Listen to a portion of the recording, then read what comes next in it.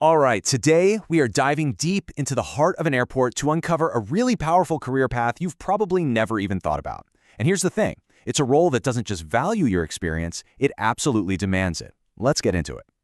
So if you're staring down a layoff, or maybe you just feel like you've hit a professional ceiling, the idea of starting all over again can be, well, it can be terrifying. But what if you didn't have to start from square one? What if all that experience you've worked so hard for could be plugged directly into one of the most dynamic environments on the planet?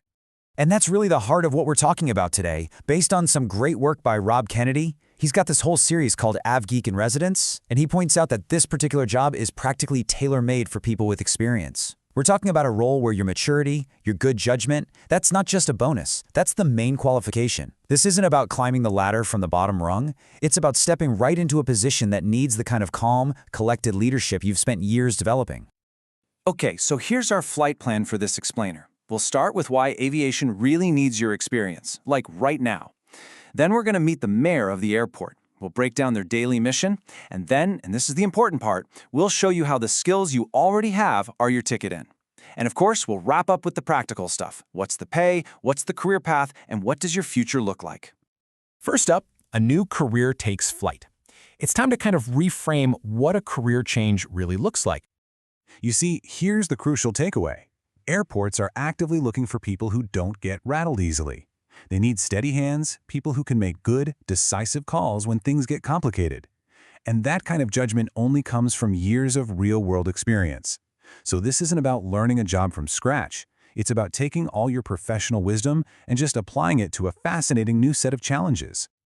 So who is this person at the center of this entire universe? Well, let's meet the unofficial mayor of the airport.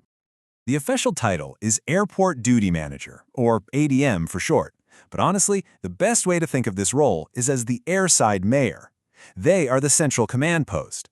They're the ones solving problems as they happen and making sure all the different parts of the airport, the airlines, security, maintenance, are all working together smoothly and, most importantly, safely. And when I say all the parts, I mean all the parts. The scope of this role is just immense. You are the airport's central nervous system. On any given day, you could be talking with air traffic control about runway conditions, and then 5 minutes later, you're coordinating with the manager of the Cinnabon in the main terminal. It is a massive job of coordination built on communication and trust. So what does this mayor actually do all day? Let's break down the ADM's daily mission. Okay, first up is airside operations. This is everything that happens outside the terminal, where the planes are. We're talking about physically inspecting runways, dealing with wildlife hazards, which is a bigger deal than you think, and making the tough calls about closing things down when the weather gets bad. This is the absolute front line of airport safety. Then you've got landside operations. This is the part of the job that you and I see as passengers.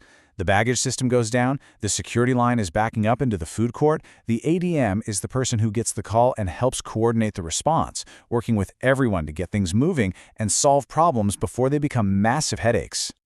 And then there's the most critical piece of the job, emergency response. When a real incident happens, a medical emergency, a security alert, an issue with an aircraft, the ADM is often the first operational leader on the scene. Your job is to take command, bring all the different response teams together, and be that calm, decisive voice in a potentially chaotic situation. What's really interesting is that the job changes depending on the size of the airport.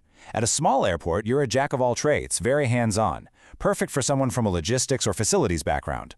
At a mid-size airport, it becomes more about team coordination, a great fit for team leads or supervisors. And then at a big, major hub, you're a specialist, focusing on complex systems and regulations. That's where seasoned managers really shine. Okay, now this next part is maybe the most important section. Let's talk about how your skills are the only ticket you need. This is where we connect the dots between the career you've had and the career you could have. I mean, just look at this. On the left, you've got the hard skills. Managed operations, dealt with logistics, handled a project. You've already done half the job, but the real magic is on the right, those soft skills. Have you stayed calm in a crisis?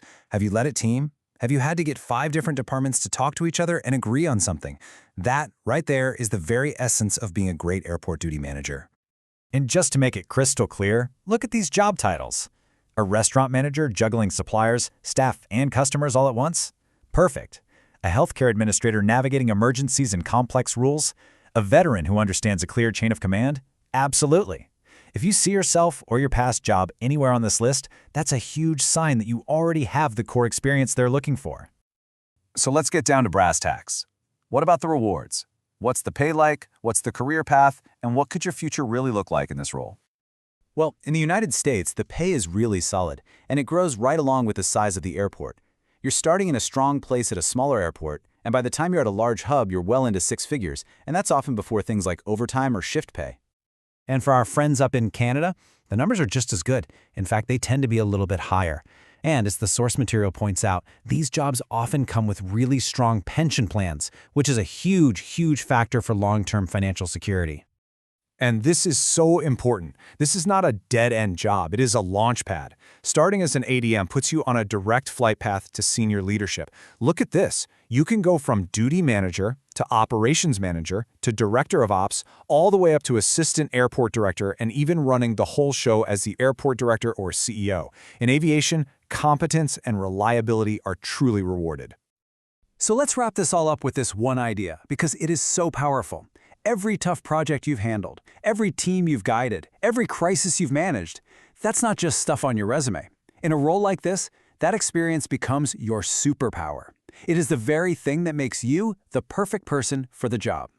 So the last question is for you. In a world that's all about constant motion and sometimes a little bit of chaos, every airport needs that steady, calm hand at the center of it all.